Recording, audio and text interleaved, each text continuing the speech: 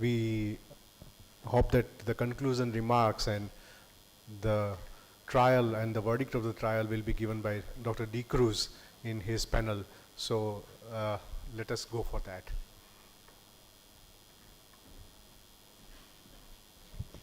So next is the panel discussion over intermediate stage laryngeal cancer. Our moderator is Dr. Anil D. Cruz. He is the Director of Oncology, Apollo Hospital.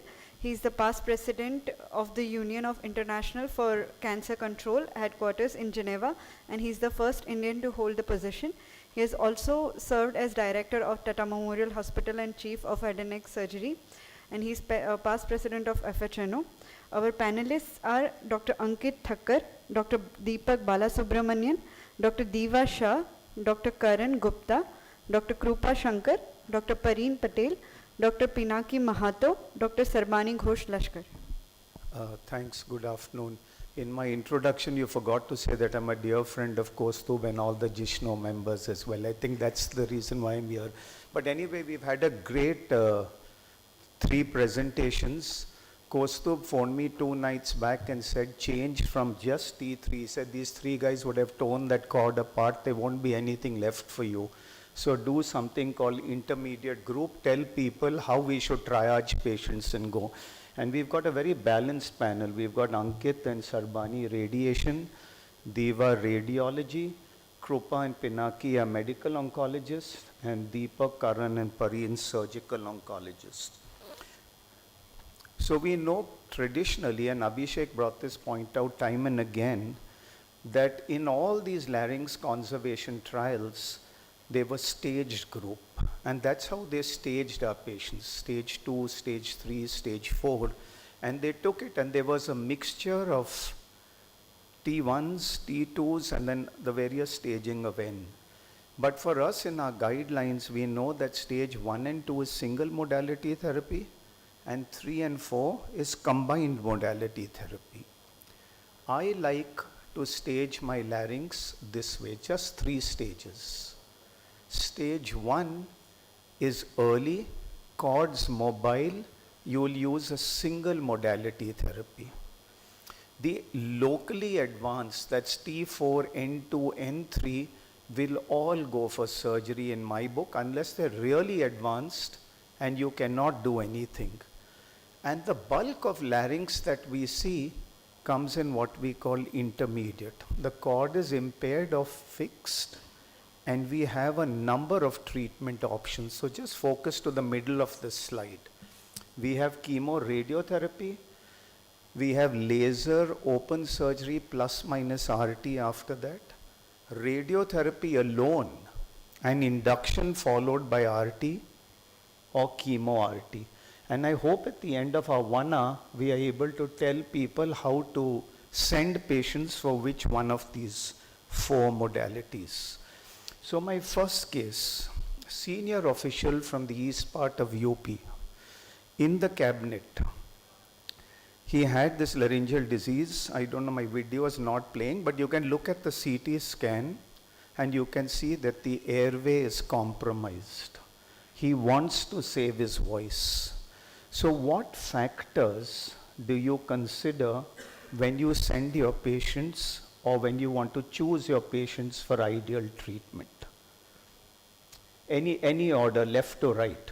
Would this patient in your book go for CTRT, or would this patient be considered for something else, given that you can see how compromised the airways on the axial cuts of the CT scan?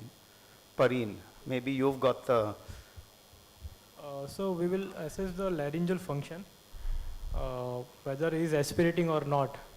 And sir, if he is aspirating, then and also the stridor is, narrow glottic chink is there. So in my book, he will go for that surgery. So in these intermediate groups, I've put up 1, 2, 3, 4, 5 factors.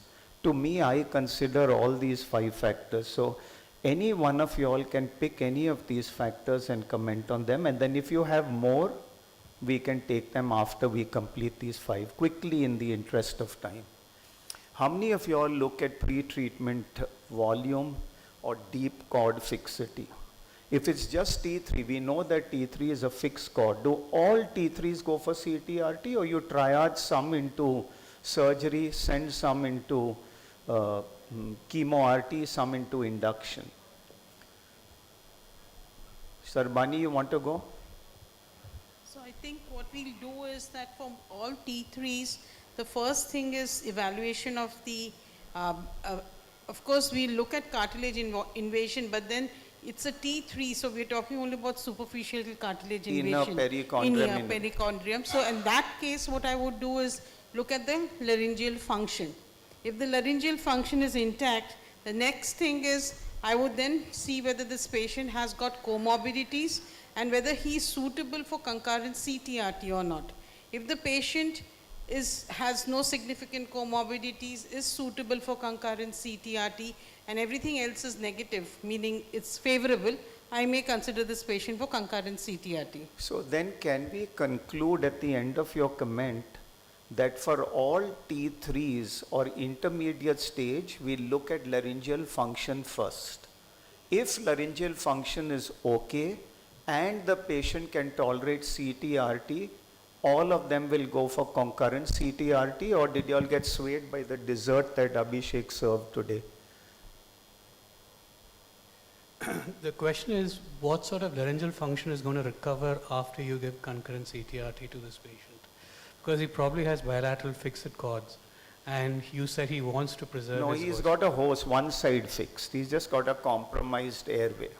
Yeah, so his expectations and our treatments don't match, because with CTRT you're not going to have a return of function in this patient.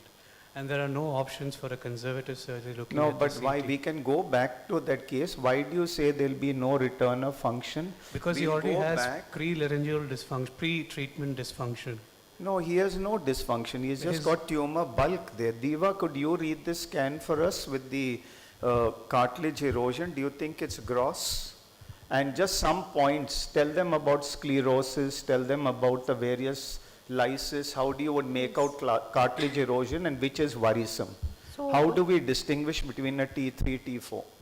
yeah, so here the case is given where I can see there is a significant luminal compromise with I can see the involvement of the bulk of the disease on probably both the sides, but I am not able to see the erosion which is very frank. So if there is a disease bulk which is reaching just up to the perichondrium, inner perichondrium, then it becomes a very early erosion, or in this case, I'm not able to see the entire involvement of the inner and outer perichondrium. So this is not a frank erosion, which we look usually for the T4 disease. So here it is a borderline case where and the part of the cartilages which are seen ossified. So I really need to see the window settings also, where is there any exolaryngeal small spread which is seen. That is one thing which also needs to be seen for rest of the cases. But here I am not able to see anything gross erosion or exolaryngeal extension. So this comes During her description, she made a lot of good points. She said, I cannot see tumor on either side of the cartilage. So frank lysis or tumor on either side of the cartilage tell you a T4. You may not be able to conserve this, and all studies have shown very categorically that if you have cartilage destruction, organ preservation will not work. We'll come to this case specifically. We won't argue on this case because we treated him with neoadjuvant chemotherapy and he did very, very well. He continues his job. So the larynx was not really destroyed. It was just a compromised airway. Sarbani wants So to I make. just want to make a point. The comments that I made were in general, not for this particular case. Correct. So that's Agreed. something, yeah. Agreed. I would like general comments. Now let's look at this and quickly tell them how we are going to manage these cases and send them for CTRT. So if you don't have gross cartilage erosion, the patient can come for CTRT. If you don't have pre-treatment laryngeal dysfunction, the patient can come for CTRT. If the patient doesn't have comorbidities, the patient will come for CTRT. I wanted a comment on prior tracheostomy, tube feeding. Do you all consider that when you take your patients for CTRT? So in that case, it would be important to understand why the tracheostomy was done. Supposing it was a fixed cricoarytenoid or something like that that led to the, and a fixed cord that led to the tracheostomy, then that kind of a patient would not be an ideal candidate for CTRT. So basically, if you have the laryngeal framework destroyed and that's what's causing stridor and tracheostomy, probably will not come. But if it's because of tumor bulk, the patient will still come for CTRT. Would you agree with that, Sarvani? So that's, yeah. I would. And if the patient is not on a Ryle's tube, the patient will come for CTRT. So let me conclude this part before Ravi makes his comment, that the majority of patients in this intermediate group, if they fulfill these 5 criteria, will go for CTRT irrespective of the debate outcome. Comments, show of hands, how many agree in their practice and how many agree in the audience, and if you don't agree, get up and make your comments. This is looking at today's evidence based. Yes, you agree? Yes. All, but some are putting it up just halfway through. Anybody doesn't agree? Ravi will give you a chance. Panelists. So I think we must go home with this message very, very clearly that the bulk of patients who have intermediate grade and fulfill criteria will get CTRT, and out of 100 comers, it will be about 50 to 60. Ravi, comment. Yes. Dr. Paretti after Ravi. Can you give him a mic up front here? Okay. My question is, should we differentiate between vocal cord fixity and hemilarynx fixity? Are they synonymous?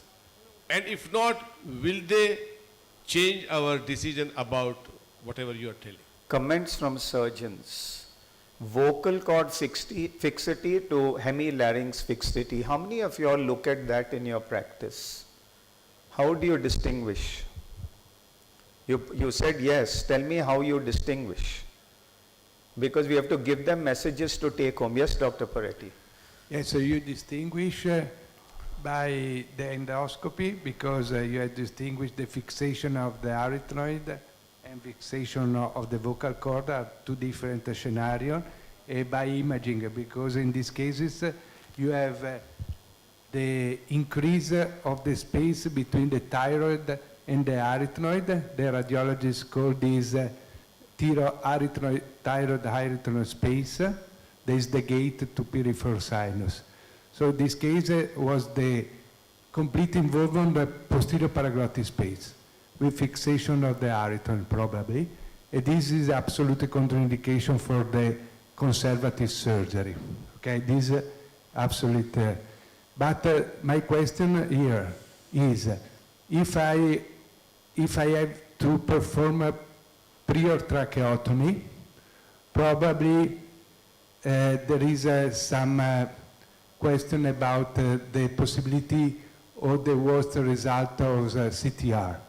So, in my opinion, if you have a compromise the airway, it's better to perform maybe induction chemotherapy just to reduce the volume of the tumor and to avoid the tracheotomy, and then follow by chemoradiation. So that's exactly what we did in our case as well. But the patient did have mild stridor when he came, but just because he gave consent, and we have published about 15 odd cases subsequently. Kumar, I think, is the lead author in our neoadjuvant work. But it's very dangerous to do that, particularly if you have grade 3 or 4 stridor. But we did the neoadjuvant route more because the patient wanted it. So quickly, I agree that we must distinguish between cord fixity and cricoarytenoid joint fixity.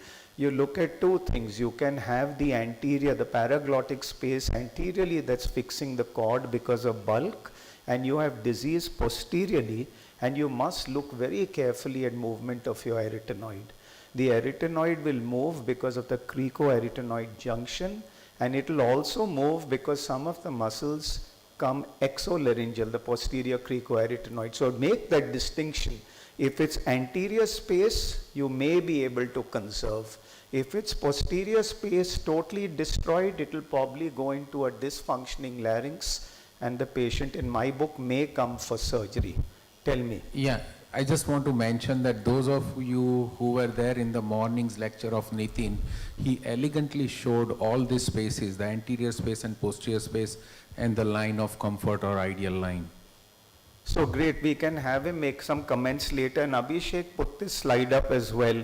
Remember when we extrapolate data and we all want EBM data, look at the mobile cords, look at the second bullet in both the VA and the RTOG trial. It was all stage group.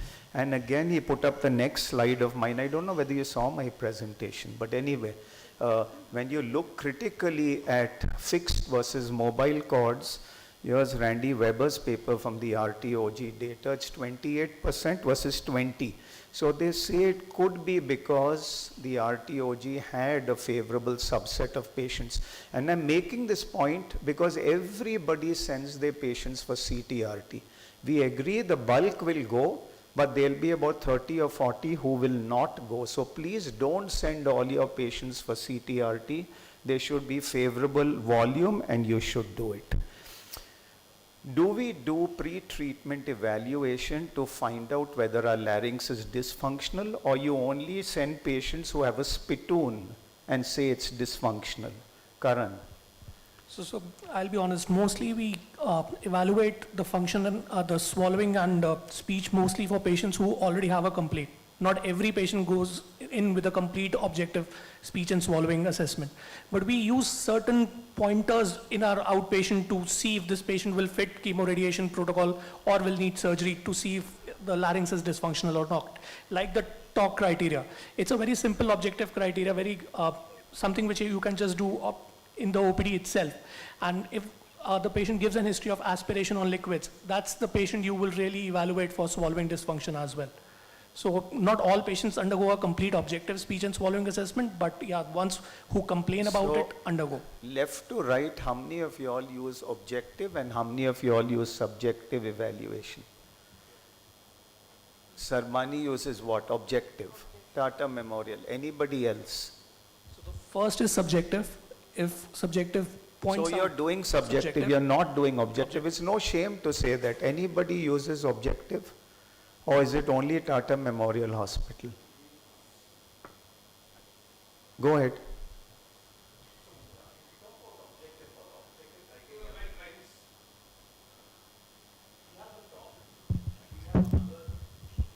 The deep loss, I think. But apart from that, the only other is you can perform a FEES and see if the patient is aspirating. So I've put up 2 objective criteria for you.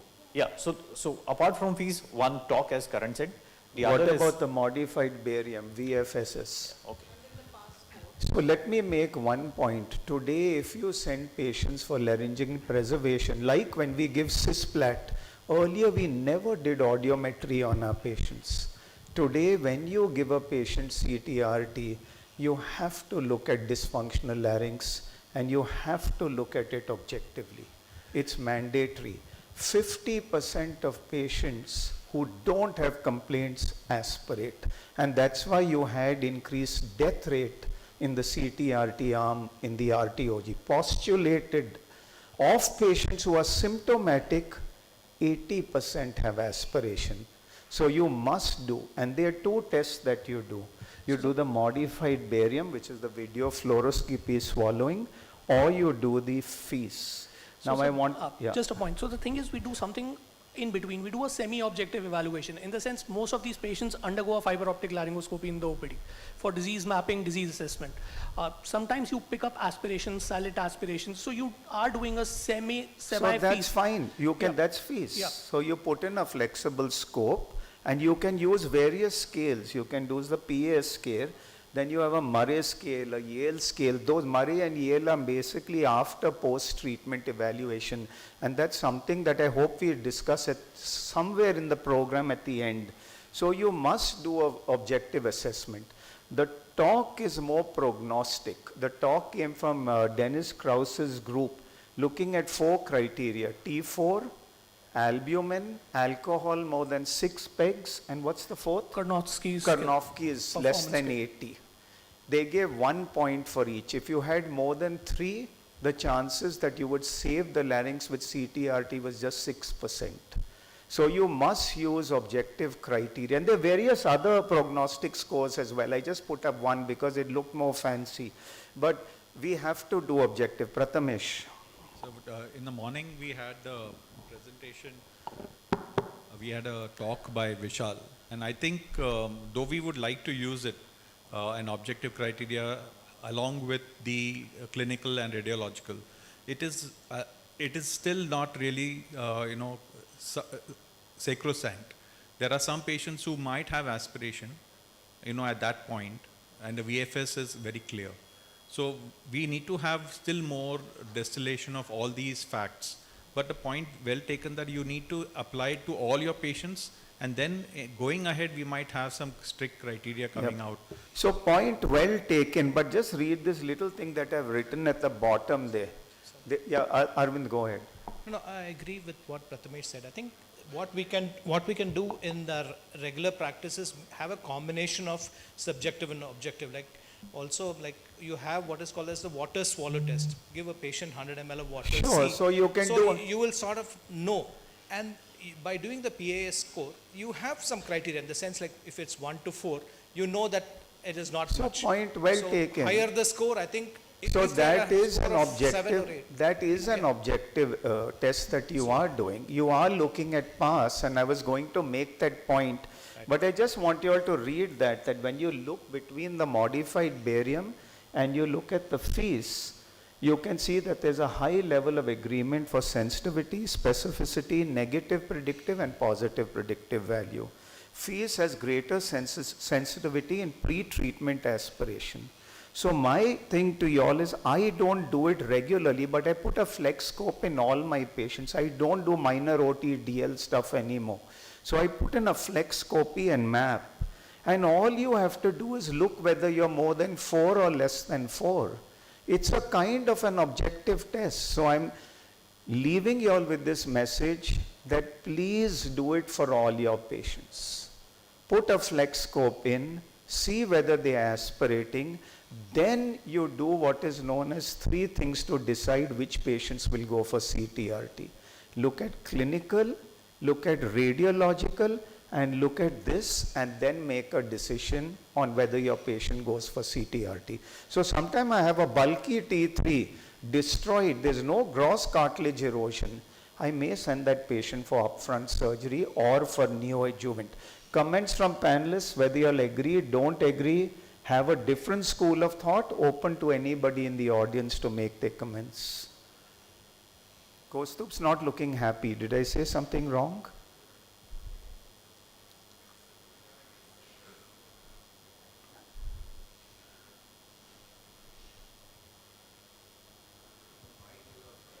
Yeah, because you may be saying unkind things.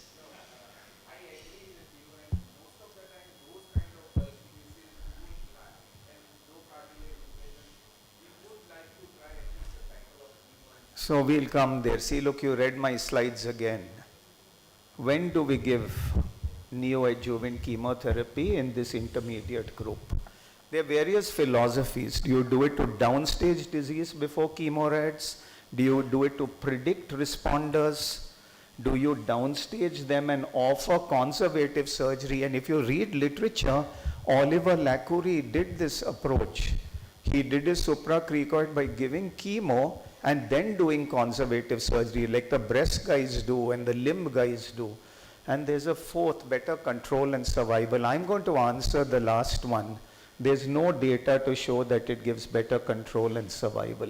So any of you all use neoadjuvant in your practice? Go ahead. Tell us when. Pareen, go ahead. Anybody answer. Hello. So the first case that you show, if the laryngeal functions are good, that is no aspiration, high volume disease, and the no cartilage erosion, the T3 case, we definitely means our tumor board sends all the patient to the neoadjuvant chemotherapy. So he is given one indication for neoadjuvant, a very bulky disease, but the larynx is not destroyed. So we've got one indication. Maybe it's compromised airway. Maybe it's just filling the whole of the back of his throat. We are giving neoadjuvant. Any other indications? That's mostly the indication in our practice as well. Great. Anybody else, Kaustubh? Yeah, so not strictly T3, but those T4 who do not have cartilage invasion, but going out of the maybe thyroid membrane. See, again or he's seen something. my slides. This guy's rigged this meeting. He has rigged this meeting. So if you have good laryngeal function, exolaryngeal spread, exolaryngeal, they say you should do a total laryngectomy. There is data to show benefit, but no one looked at neoadjuvant chemotherapy. Case in point, this guy, here he is with a big bulky bob at his thyroid space. You can see it. You can see the disease coming out there. Diva, would you agree? The cartilages, the photographs of the cartilage are not from this patient. It's from the previous patient. And the third group that I do neoadjuvant is when I have doubtful cartilage erosion. Let me tell you, cartilage ossifies very differently in different people. And sometimes, however good Diva is, she'll never be able to tell us that it's lysis. She'll say supplement with MRI. But if you are not sure, it's sometimes a perichondrium reaction. I give neoadjuvant and then scan the patient again. And 9 times out of 10, you don't have that doubtful cartilage. Comments from anybody? Sarbani, you going to sleep? No, sir. Say something.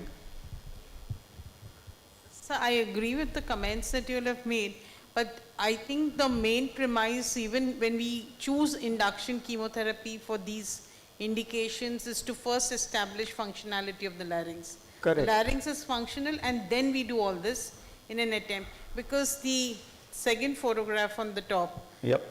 in that patient, I would really like to evaluate the patient adequately, because there seems to be some bowing of the cartilage there on the left. So, Sure.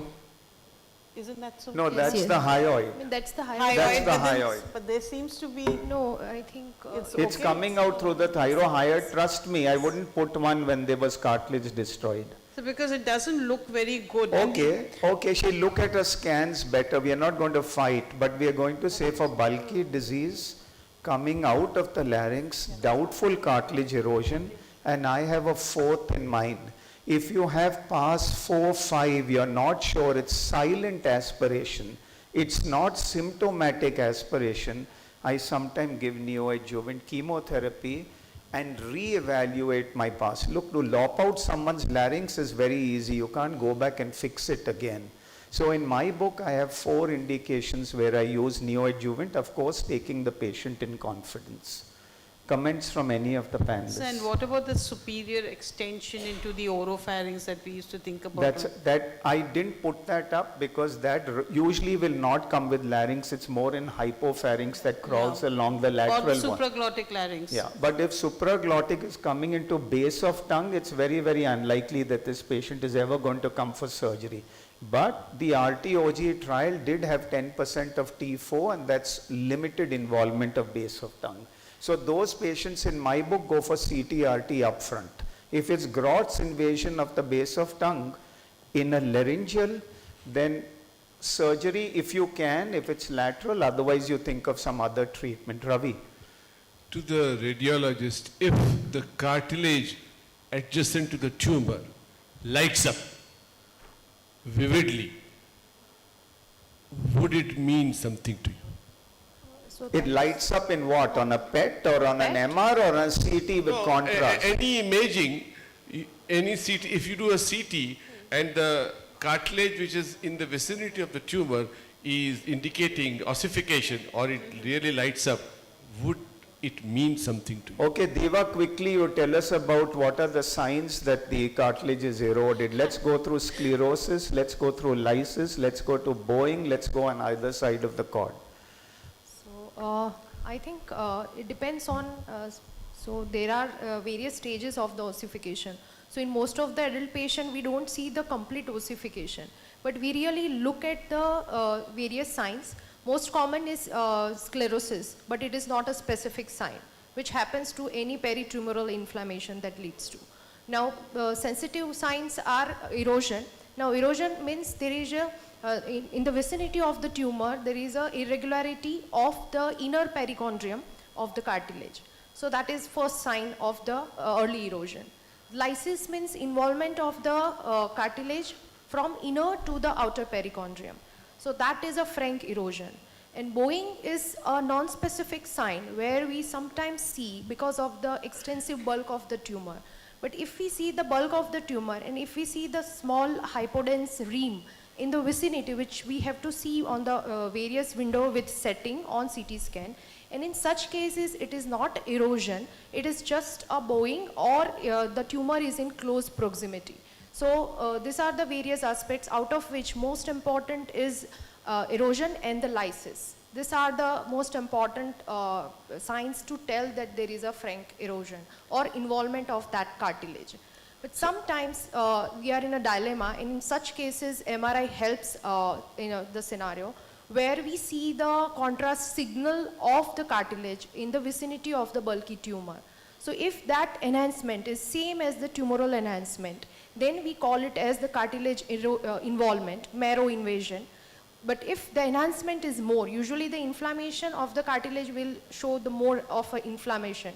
So that enhancement is more, that is because of the peritumoral edema or inflammation rather than the cartilage involvement. So these are the radiological signs which we often see for the laryngeal tumors. Yeah, So- that's Becker's classification. Yeah, so- Becker's criteria. So Ravi, light up is not a very strong sign. It's the sclerosis, lysis. Lysis and one on either side is most important that we do. And another clue is always compare on both sides. That is a foolproof method because ossification is very patchy. And just for the records, the center of ossification is at the lower end of the thyroid, the upper border of the cricoid. So even when you do a conservative surgery, when you cut the thyroid cartilage or the cricoid, you'll struggle at the lower end. So usually at the lower end, I always try to use like a bone cutting instrument, a very heavy forceps, otherwise you shear the soft tissue. And exactly the same with the cricoid, it's more difficult to cut on the upper end. So we've got this, so we've now understood when to give neoadjuvant, we've understood when to do CTRT. I may be the first person who have finished before time, or you want me to go ahead, Abhishek? So quick point, this is just what we practice at our center. Our chief medical oncologist, for a T3 patient and an elderly frail patient, he does sequential. So he won't follow his, and he does a doublet induction followed by radiotherapy alone. So hang on, we've got a great question here. What's the best regime that you all would give? He does doublet. No, for elderly patients who are frail, I'm saying as a Okay, sequential so we followed by radiation again, alone. did you see this kind of this presentation? Okay, we'll take this case before we go on to what's the right treatment. And I put this up because of Nirav. Has he run away or is he around? Nirav? Oh, he's there at the end. So the MDT decision says chemoradiotherapy. This is Abhishek's case, elderly man. At Nagpur, they're giving doublet regime. But I've seen a lot of people saying that the patient is unfit for chemorads. I'm going to do a laryngectomy. And some people say I'm going to give plain RT. NACT is not in my book when a patient is frail, because if you're going to give cisplat, probably the patient's not going to tolerate subsequent treatment. But on many panels I've seen, even from major institutes, senior people saying we'll do a laryngectomy for a frail man who is not fit for chemoradiotherapy. Comments. And Nirav told me exactly the same. In Mehsana, if the patient cannot tolerate CTRT, many people consider total laryngectomy. Comments. I would prefer upfront radiotherapy. One, there is some chance of cure. And if it's an endolaryngeal disease and it doesn't get cured, the chances, the salvage with total laryngectomy rates are pretty high. So just doing an upfront radiation in these patients is an adequate option as So well. he's doing up. We are not going to go into carboplat and 4-AUC and all that. There's alternatives or docetaxel. That there's a talk later. I just wanted to place this radiotherapy versus total larynx. And maybe someone can comment on his 2-drug doublet if you want to. But I think rather than do a 2-drug doublet for somebody who's not fit for a triplet, I would probably look at doing cetuximab plus radiation, because that might probably be more tolerable and actually more feasible as well, rather than doing a 2-drug regimen, which we know is inferior to a 3-drug regimen. So why not give a biological agent with this an EGFR agent? So he is doing an EGFR. But let's say, does anybody do a total larynx in these patients? Karan said no. You would do it? Okay, and you base it on?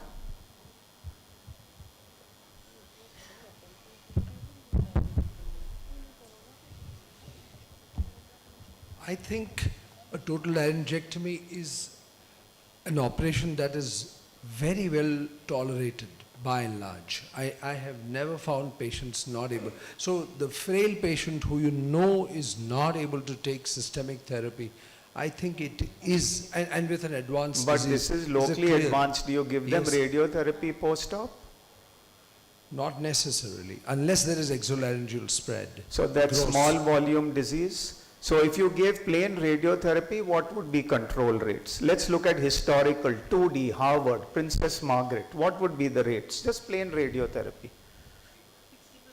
60%. Sarbani? But 66%. Harvard series, it means very well known. So let me tell you, Arvind, you want to make a comment on this and then we'll finish this part of the discussion. Just to say that, in one of the arms of the RTOG also, only radiation therapy was an arm and overall survival was no different.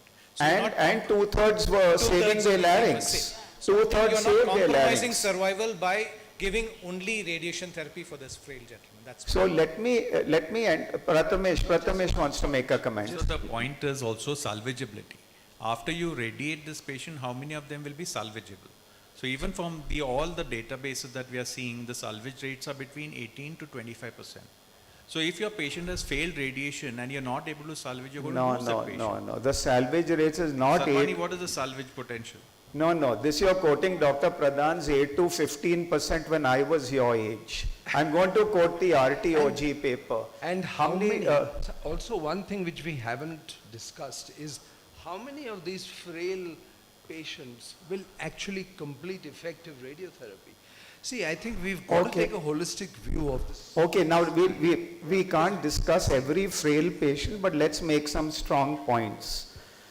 RTOG, when they looked at the salvage, 3 arms, 127 patients out of the 573. If I get the numbers a little fuzzy, but I'm correct. 3 arms, salvage rate was close to 70%. First author, Randy Weber, White Journal. So it's not 15%, it's not 20%. That's because they chose the right patients for CTRT. They chose small volume disease. So in those patients you have good. If you look at Jared Goodman's meta-analysis, 32 studies, there it is 33%. Because that is all comers, everybody's study. Salvage was poor in the old days. Now you can salvage 2/3 of your patients. And I'm going to end this discussion with the ASCO guidelines.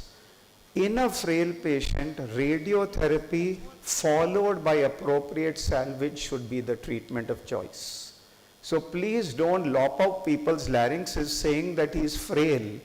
If Vijay's point is that if he cannot tolerate radiotherapy and Prasad writes he can't tolerate, then you may consider a total laryngectomy.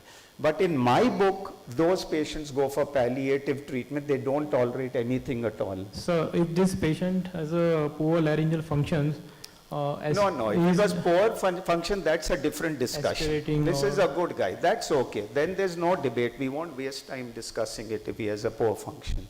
Anybody comments? So it has to be a radiotherapy alone, and you'll be able to save 2/3 of your patient's larynx, get control in 2/3, and you'll be able to salvage 70% of your patients. And even if your salvage is not so good, you'll at least be able to salvage half those patients, and that's the recommendation. We're just discussing evidence. Now, individually, you might operate a patient. He might say, I can't salvage because Sarmani is not giving good radiotherapy. That's a different issue.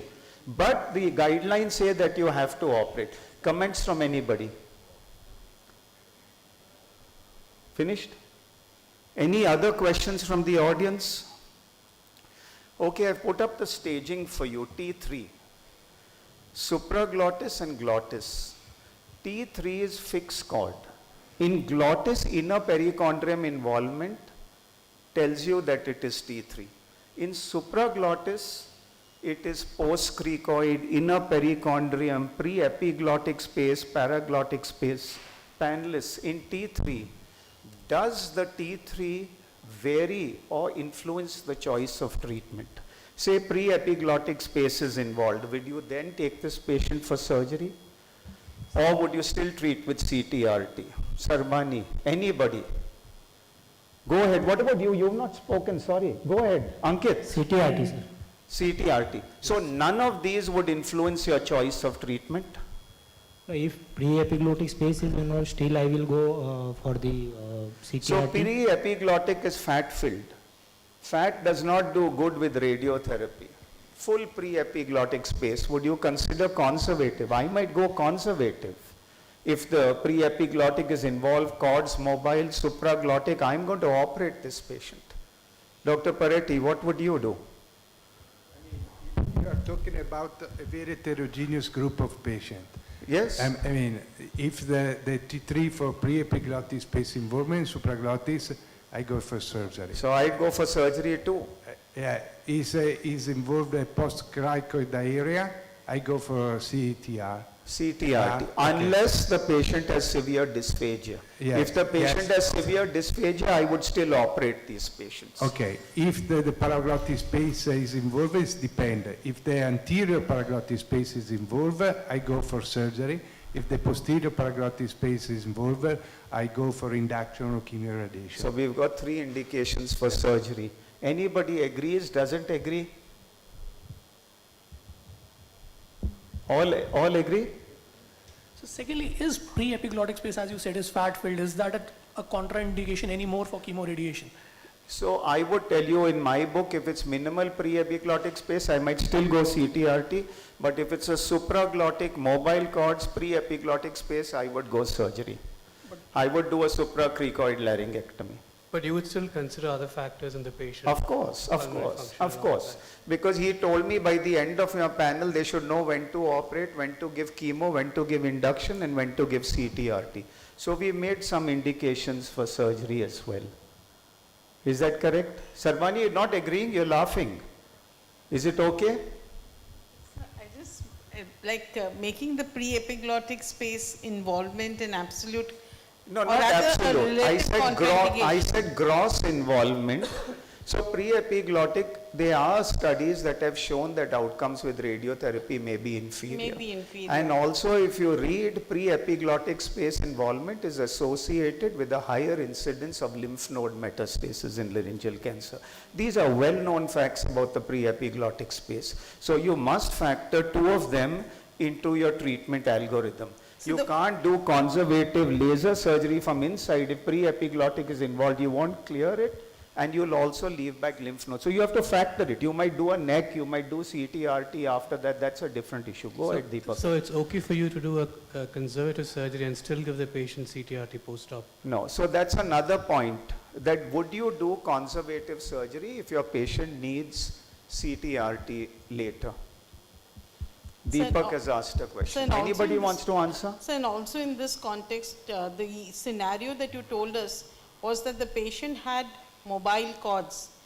So probably a functional larynx. Correct. So why not, instead of surgery, do induction and then do CTRT if you're concerned about a poor response or something like that? So I'm just adding an indication. You could. I'm not fighting with you, but we don't have compelling evidence to back induction chemotherapy. Induction chemotherapy, the only evidence-based trial is Lee Fabre's trial. We do induction chemotherapy in the 4 indications that we went through because our back is to the wall. We want to save the larynx. So we are giving the patient a try. In pre-epiglottic space, you have a supraglottic, a supracricoid. Half this hall can do that surgery. So it's not very technically challenging. It isn't? No. How many can do a supracricoid or a supraglottic larynx? Can we have a show of hands? No, sir. There goes. Some fellows are raising 2 hands, both hands. So they're the only ones who do it, sir. Yeah, so the idea of these meetings is that we stimulate youngsters to find the right indications and learn new procedures. There are videos tomorrow morning, come see them, talk to the masters, you have them here. Don't shut it out saying I don't have it. No, so now, so the answer to Deepak's question then. Yeah. We'll take that, yeah. So, I would like to see why this patient is going to require CTRT. I think Is it because of the multiple extranodal extensions, multiple lymph nodes and things like Let's that? not and then, fight on why this patient, but we'll discuss a philosophy. Because as Dr. Paretti also said, and many people reiterated, that if post chemoradiation the disease was per primum salvageable by a conservative laryngectomy, you can still do that conservative laryngectomy. So I would That's say for that that's for a salvage. He's talking in an adjuvant. So but in adjuvant, Prathamesh, make your comment and then maybe. So for T3, you will give multimodality. So you made a comment that you will give No, you'll do 1 minute. supraprecoid laryngectomy. 1 minute. Will you follow it up with radiation? 1 minute. In all T3s, I might agree with Vijay. I may not give RT. It's not sacrosanct.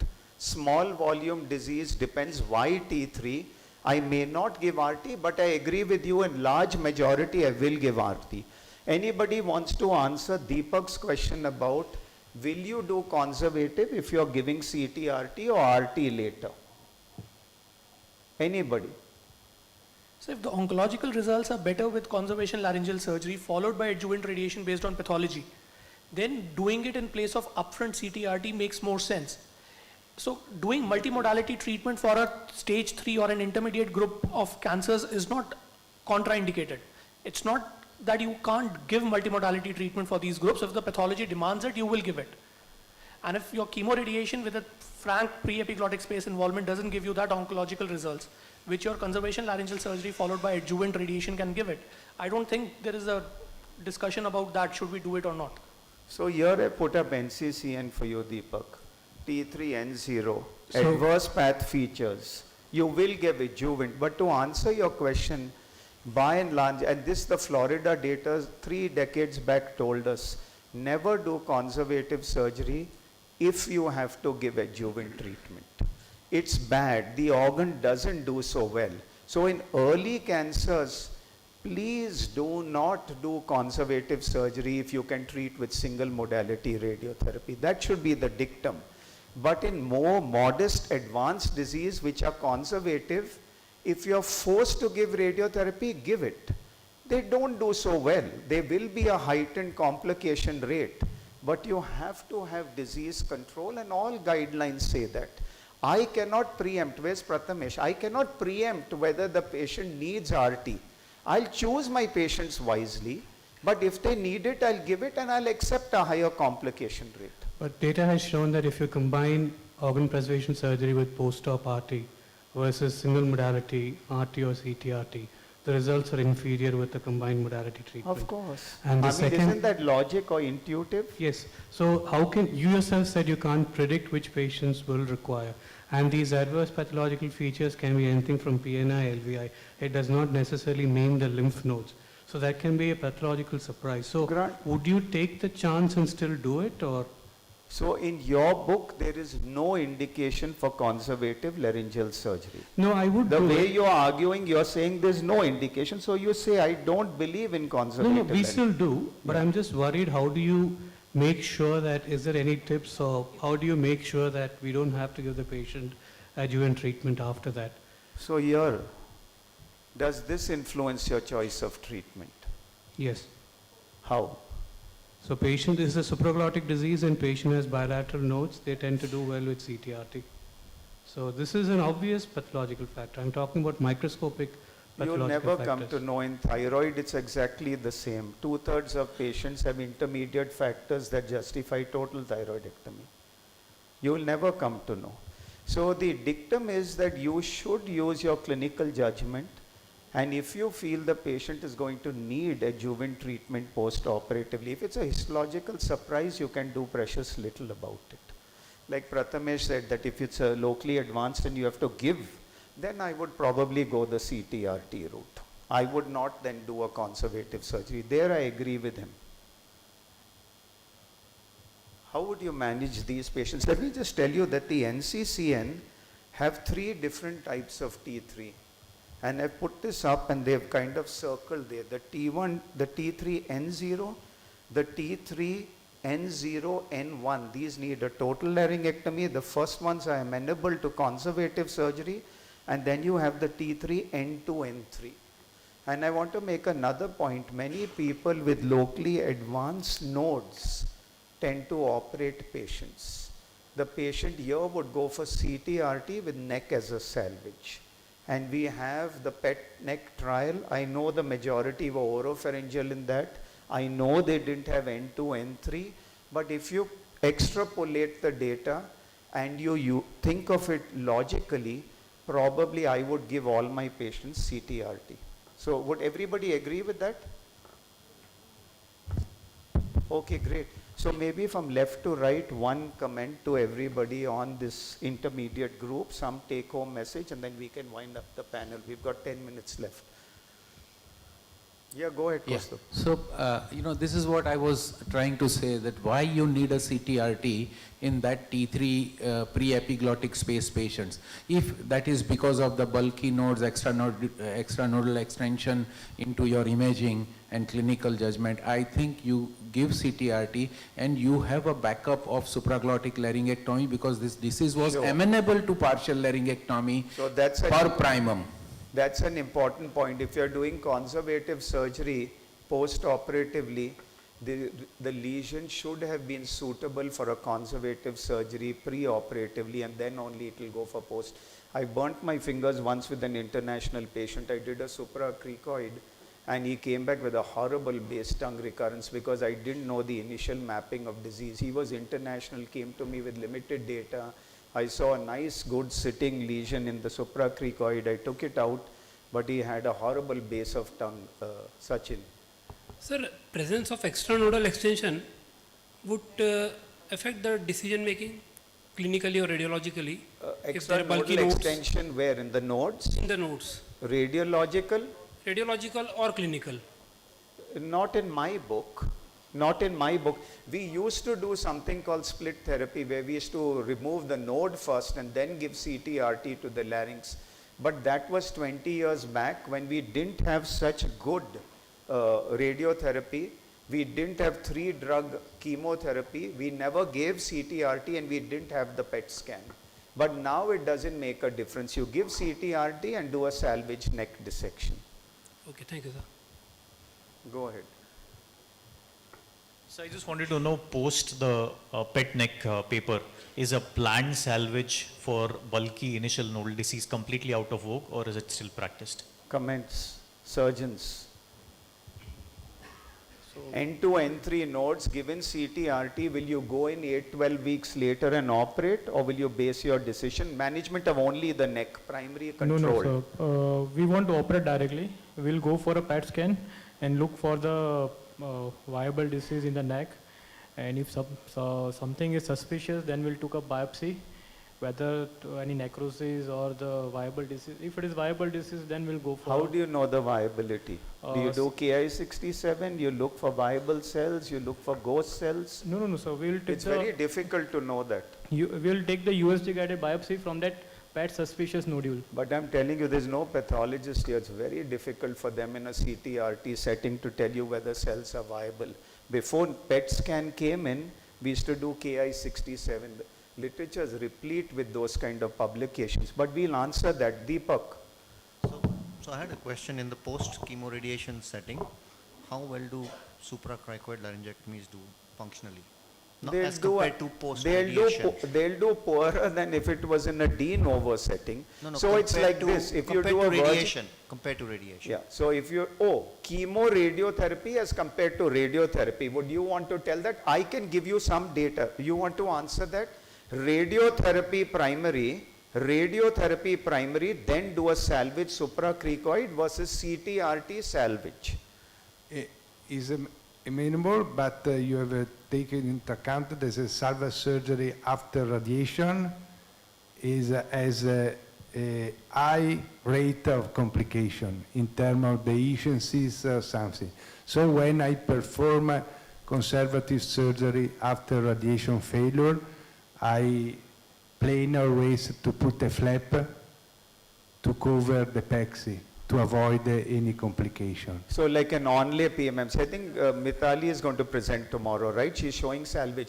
But Deepak, I'll answer your questions, not specifically to supracricoid, RTOG data. Now remember one more thing, everybody kept putting up McCarthy's paper here with 41% complication rates based on 3 trials. Please remember all that data came in the era of 2D-CT. We now do volumetric based radiotherapy, so the complication rates are much less. If I'm sounding blasphemous, Sarmani, talking radiotherapy, you can stop me. But the complication rates are much less. Today, post-CT-RT, complication rates have dropped to about 10%. It's not as high as 33%. But I'll answer your question from the RTOG data. Again, Randy Weber's 127 patients. If you look at complications in the RT arm, and complications in the CT-RT arm, it was exactly double. It was 15 here, it was 30 there. So it's intuitive to say that if you gave CT-RT, they'll do doubly poor than plain RT alone. I don't have data to tell in supracricoid if that's true, but it will have more complications. But the data you said 15, 30 is pharyngocutaneous fistula rates. Say that again. Those are pharyngocutaneous fistula rates. Correct. In a total Correct. salvage laryngectomy, RT versus Correct. CTR. No, my question was for supracricoid specifically. No one can answer that question, Deepak. Just experience of the panelists, would they do it in a post-chemo radiation setting? He is telling you that the complication will be more. I mean, it's intuitive that you will have more complications if you give CT-RT, both on the RTOG data as well as from what you see in the specimen, the amount of end arteritis, fibroblastic factors. There are papers to show that the complications are more after CT-RT. But specifically, I'm not sure if you have data to answer CT-RT. He wants percentages. If you did a supracricoid after RT alone, and you did a supracricoid after CT-RT, would you be able to give percentages on the complication rates? Just swallowing prediction is what I actually wanted to know. And then I'll Some answer your predictors on question with swallowing. one last comment. The scenario is different because if you have a previous radiotherapy alone, probably you have a failure after early glottic cancer. And you have a space for supracricoid laryngectomy as a salvage treatment. If you have a failure after chemoradiation, probably you start from a T3 at least. So you have obliged to perform a CTR. So supracricoid after CTR is higher risk of complication compared to radiotherapy alone.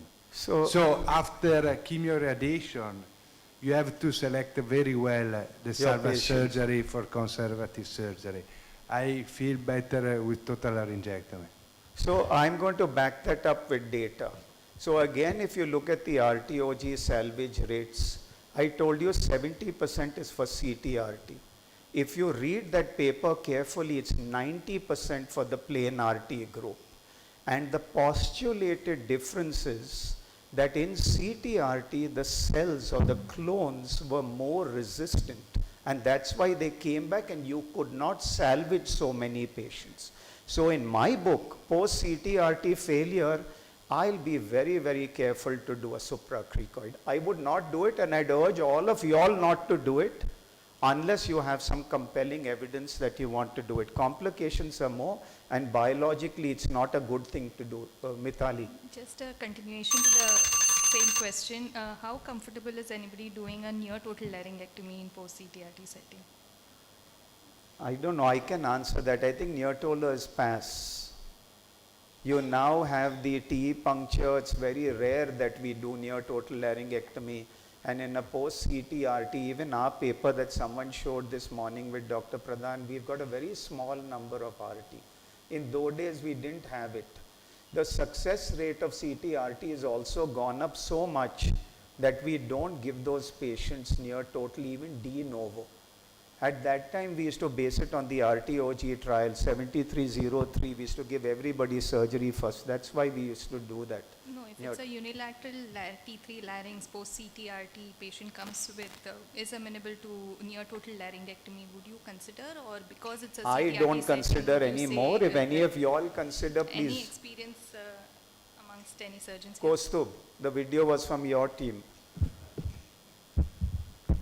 So we evaluate actually how much time has gone when this tumor has recurred, how supple is the No, but would mucosa you and all. do But near we would do it. We What would would- do it in select cases. I don't say as a garden variety. Every patient we will not So do. can I add a word highly select Yeah. or I just want select?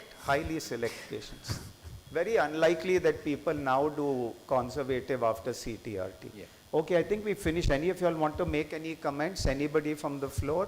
But thank you panelists. Thank you everybody for a very lively discussion. Thank you. Thank you, Dr. Anil sir. Thank you, Chairperson, and thanks to our panelists. We'll be taking 30 minutes coffee break and then we'll resume. Thank you. Yeah, yeah.